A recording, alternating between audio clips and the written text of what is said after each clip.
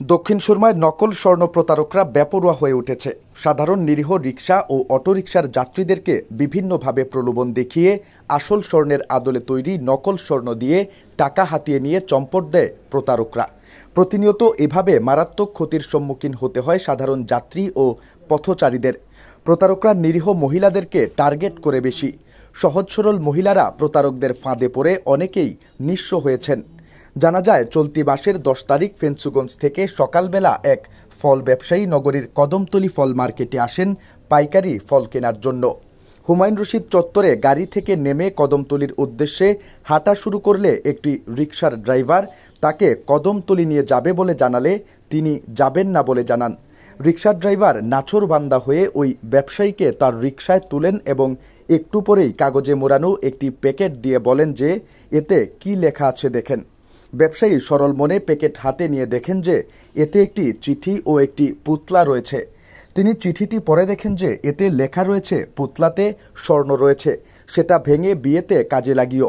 তখন ওই রিকশার ড্রাইভারের সঙ্গীও আরও 3 থেকে 4 জন লোক এসে ওই স্বর্ণ কিনে নেবেন বলে জানান। দরদাম করার এক পর্যায়ে ওই ব্যবসায়ী সরল মনে বিশ্বাস করে তার ফল কেনার টাকা দিয়ে 13,000 টাকায় স্বর্ণ কিনে নেন।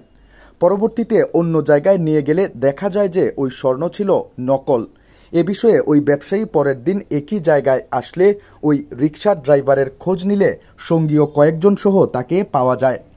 নকল স্বর্ণের কথা জানতে চাইলে তখন ওই প্রতারকরা আনিস, বাচ্চু, আনোয়ার, জামাল তাকে চাকু দেখিয়ে হুমকি দিলে তিনি ভয়ে সেখান থেকে চলে যান। প্রতিদিনই এইভাবে অনেক মহিলা ও পুরুষদের কাছ থেকে নকল স্বর্ণ দিয়ে প্রতারণা করে টাকা পয়সা হাতিয়ে নেয় স্বর্ণ প্রতারক চক্র। ভোর 6টা থেকে 3 ভাগে বিভক্ত হয়ে এরা তাদের প্রতারণার কর্মকাণ্ড চালিয়ে আসছে। হুমায়ুন রশিদ চত্বরে সিএনজি অটোরিকশা নিয়ে থাকে একদল প্রতারক, ওভারব্রিজের ওপরে আরেক দল এবং আলমগীরের নেতৃত্বে একদল ওভারব্রিজের নিচে অভিনব কৌশলী প্রতারণা চালিয়ে আসছে।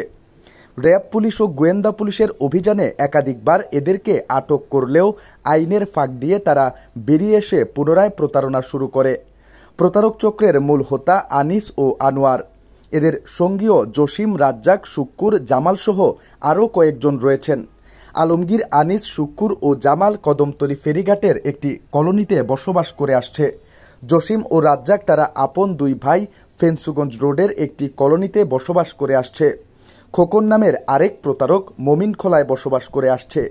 এ ব্যাপারে হুমায়ুন রশিদ চত্বরের কয়েকটি পানের দোকানে গিয়ে জানা যায়, এই প্রতারকরা প্রতিদিন ভোর 6টা থেকে বেলা 11টা পর্যন্ত তারা মানুষের সাথে এইভাবে প্রতারণা করে আসছে। আমরা নিরীহ মানুষ, তাই তাদের বিরুদ্ধে কিছু বলতে পারি না।